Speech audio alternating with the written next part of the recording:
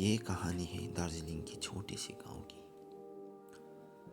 दार्जिलिंग एक ही चीज़ से चर्चित है और वो है टी गार्डन। और जो टी गार्डन में जो काम होता है शायद वो सबको नहीं पता। जो टी गार्डन होता है उसमें रात के समय में भी काम होता है। और लोग कहते हैं कि ये टी गार्डन दार्जिलिंग को अंग्रेज़ों की दिया हुआ देन है और ये देखने में काफ़ी खूबसूरत भी होता है और ये काफ़ी फ़ायदेदार भी है दार्जिलिंग के लिए। लेकिन इसी टी गार्डन के अंदर कई सारे राज दबे हुए हैं जो ना तो हमको पता है ना हमारा पूर्वज को पता है। और एक ऐसे ही घटना जो घटी दार्जिलिंग में।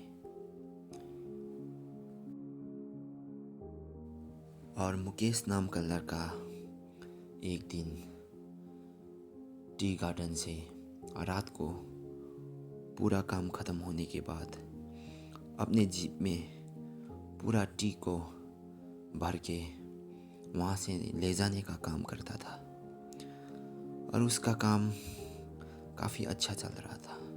कई साल हो चुके थे मुकेश को वहाँ पे काम करता हुआ और उसकी एक बीवी और 2 बच्चे थे।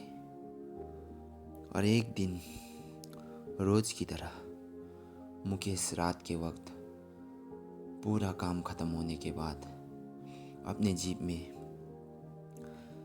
पूरा टी गार्डन का सामान लोड करके वो अपने घर वापस लौट रहा था। रास्ता लंबा था लेकिन मुकेश को रात में अकेला सफ़र करने का आदत लग चुका था। ना तो उसे अंधेरा का डर और ना किसी बात का। तो एक दिन जब मुकेश रात के वक्त अपने घर लौट रहा था तभी उसे कुछ अजीब लगा। ये काम तो उसका रोज़ का था लेकिन फिर भी आज उसे उसका सामान कुछ भारी लग रहा था। लेकिन वो आगे देखते हुए अपने घर के लिए बिना कुछ सोचे आगे बढ़ता रहा। और कहीं देर सफ़र करने के बाद उसने अपना मन बना लिया कि अब वो थोड़ा अपना सामान चेक करेगा। और जैसे ही मुकेश ने अपना सामान चेक करने के लिए अपने गाड़ी के बाएं शीशे में देखा तो उसे वो चीज़ देखा जिसका उसने कल्पना भी कभी नहीं किया था।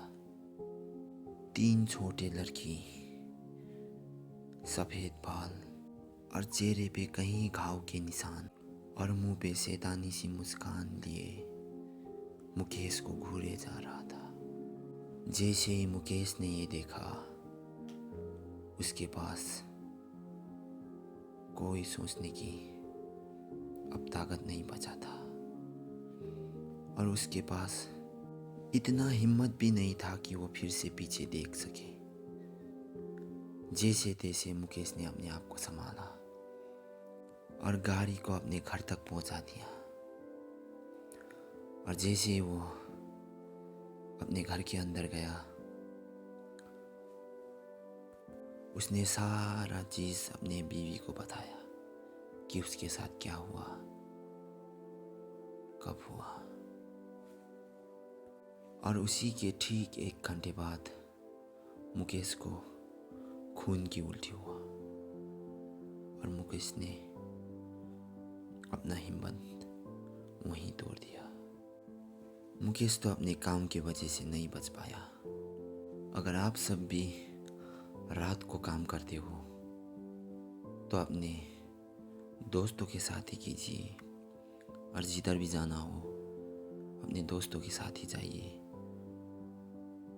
तो आपको ये कहानी पसंद आया हो तो मेरे इस छोटे से चैनल को सब्सक्राइब कीजिए और बेल आइकन दबाना मत भूलिएगा क्योंकि ऐसी कहानी मैं आपको फिर से सुनाता रहूँगा।